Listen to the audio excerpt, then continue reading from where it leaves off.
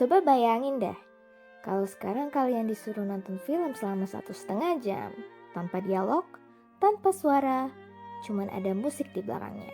Kira-kira masih betah nggak? Kebanyakan dari kita mungkin langsung bilang, wah, kayaknya bakal bosen deh. Tapi justru yang menarik, 2 jutaan orang bisa dibuat tertawa, menangis, bahkan tegang hanya dari sebuah film tanpa satu kata pun yang diucapkan. Kok bisa? Nah, disitulah letak keajaiban silent movie. Banyak orang menganggap film bisu cuma sekedar masa ketika teknologi suara belum ditemukan. Padahal, menurut saya, film bisu adalah awal mula lahirnya bahasa visual dalam dunia perfilman. Era ini dimulai sekitar tahun 1895 saat Auguste dan Louis Lumière memperkenalkan gambar bergerak kepada publik. Karena belum ada teknologi untuk merekam suara, para pembuat film harus memutar otak.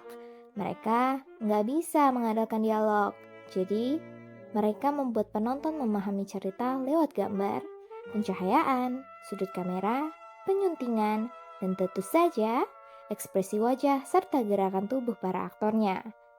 Kalau dipikir-pikir, sebenarnya kita juga melakukan hal sama dalam kehidupan sehari-hari kan? Misalnya, teman kita bilang, aku nggak apa-apa kok, tapi mukanya murung, tatapannya kosong, bahunya turun. Kita langsung tahu kalau sebenarnya ada sesuatu yang disembunyikan. Nah, cara membaca ekspresi seperti itulah yang menjadi dasar komunikasi dalam film bisu. Makanya, di era silent movie, tubuh benar-benar menjadi dialog. Cara berjalan bisa menunjukkan rasa percaya diri atau ketakutan. Tatapan mata bisa menggambarkan kesedihan.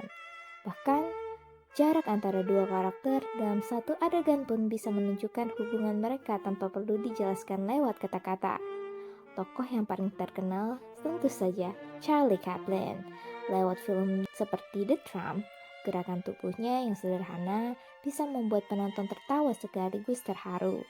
Lalu ada Buster Keaton yang terkenal hampir nggak pernah mengubah ekspresi wajahnya, hingga dijuluki The Great Stone Face. Meskipun begitu, aksi fisik dan gerakannya justru berhasil menyampaikan emosi dengan cara yang berbeda.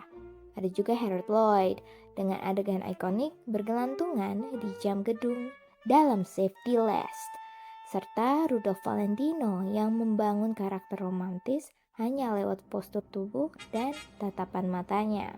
Yang menarik lagi, setiap negara ternyata punya gaya silent movie yang berbeda.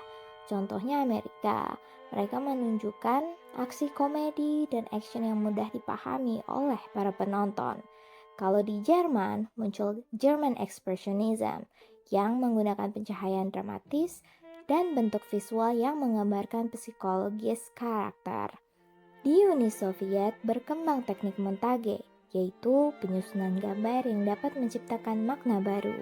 Di Jepang ada tradisi Benshi, yaitu narator yang berdiri di samping layar dan menceritakan jalannya film.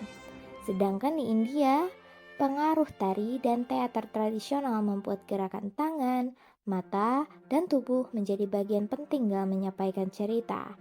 Perkembangan film bisu juga nggak lepas dari revolusi industri kedua yang membuat dunia perfilman berkembang semakin pesat. Sampai akhirnya, pada tahun 1927, hadir film The Jazz Singer. Film pertama yang berhasil menyinkronkan suara dengan gambar. Sejak saat itu, dimulailah era film bersuara atau talkies. Tapi, munculnya dialog ternyata nggak membuat bahasa visual menghilang.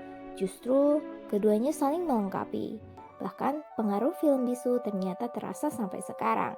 Gerakan French New Wave kembali menonjolkan kekuatan visual dalam bercerita. Film modern seperti The Artist, Blancanieves, bahkan Sound the Ship Movie juga membuktikan kalau sebuah cerita tetap bisa menyentuh penonton meskipun dialognya sangat sedikit. Dari semua yang saya pelajari, saya jadi sadar kalau warisan terbesar silent movie bukanlah fakta bahwa film itu tidak memiliki suara. Warisan terbesarnya adalah mengajarkan bahwa sebuah cerita bisa terasa hidup hanya melalui yang kita lihat.